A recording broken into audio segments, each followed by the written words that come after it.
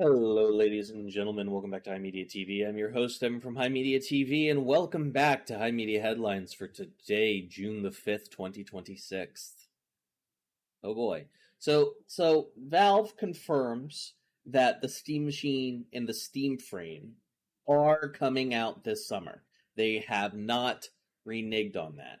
So a reason why we've thought they would have was because of the RAM and component crisis that's been going on that just happened to coincide with the Valve hardware release. Valve hardware just cannot catch a fucking break. By the way, Steam Decks are still out of stock, and there's no idea of when they're coming back, simpler because of the component price crisis. The big thing is that the fact that it's coming out this summer, during a summer when we're going to have record high gas prices, meaning that shipping things around and getting things manufactured, especially a new product, is going to be exceedingly expensive. And the fact that, frankly, because of said eventual economic crisis, we are still dealing with the reality of the economy going to get exceedingly worse and worse as long as the Strait of Hormuz is closed. The idea of the cost of the Steam Machine and the Steam Frame are very much up in the air. I've heard some people say that the Steam Machine is going to be more than $1,000. I've seen that the Steam Deck itself is like closer to like $900 now, which is kind of prohibitively expensive for the kind of thing it is. Unfortunately, I'm gonna be real. I like the Steam Frame, for one thing. That's a separate beast entirely. A Valve dedicated VR setup, I think, is going to be popular no matter what happens, and I think the people that want a VR setup are going to want to gravitate towards that for that reason, because it is Valve, and Valve has kind of proven with their recent endeavors into hardware that is reliable. But the Steam Machine, on the other hand, the success of that really is dependent on its price point, because if a Steam Machine is going to be, like $1,000, that is the upper limit of what I think anybody would really be willing to pay for it.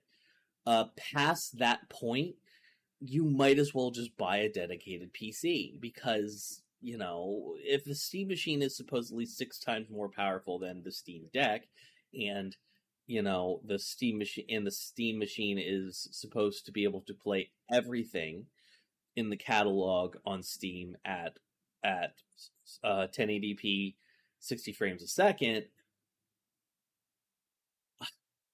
I question what and how that's going to look like, because again, like, at that point you might as well just buy a fucking computer. It's the same kind of issue that consoles are dealing with, that Sony is dealing with, in which components and just the notion of a console is getting so expensive that, like, the insight from 15 years ago in which people thought that, like, consoles are going to continue to grow exponentially, when in the opposite happened, PCs, instead of staying a niche market, have exploded into being the main thing.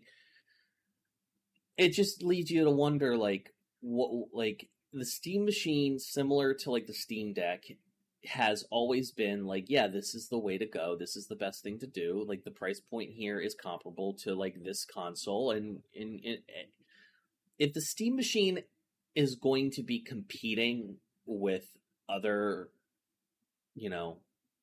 PCs, I don't know if it wins, because the entire concept of the Steam Machine, in my mind, has been a Linux box that can function as either a computer or a console, and is cost effective enough to make it approachable to the markets. If this thing's too high, the only people who are going to buy it are going to be like people like me, who can afford it, who are really interested in Linux machines and Steam machines in general. I don't know what Yeah, I think I genuinely do believe that the Steam Machine would have been closer to the $800-900 mark if it wasn't for like the economy of the world economy being in the fucking gutter at the moment. I think it just really remains to be seen. I don't think that the Steam Machine is going to be in the price point I think it needs to be successful. The Steam Frame kind of doesn't matter. I think that's gonna be like that's gonna sink or swim regardless of like the price point. I think a lower price point obviously would help, but I think that's a little more up in the air. I'm not as familiar with the markets of VR players and VR people because that's out of my that's out of my tax bracket, if I'm being perfectly honest. But regardless, ladies and gentlemen, thank you so much for listening to this episode of High Media Headlines for today, June the 5th, 2026. We appreciate your time and your listenership. If you like the show, join our Discord. If you're listening and if you like this episode, share it with a friend. We'd love to we love to reach more people. But regardless, ladies and gentlemen, thank you so much for listening to High Media TV. I've been your host, Evan from High Media TV, and we will see you guys next time.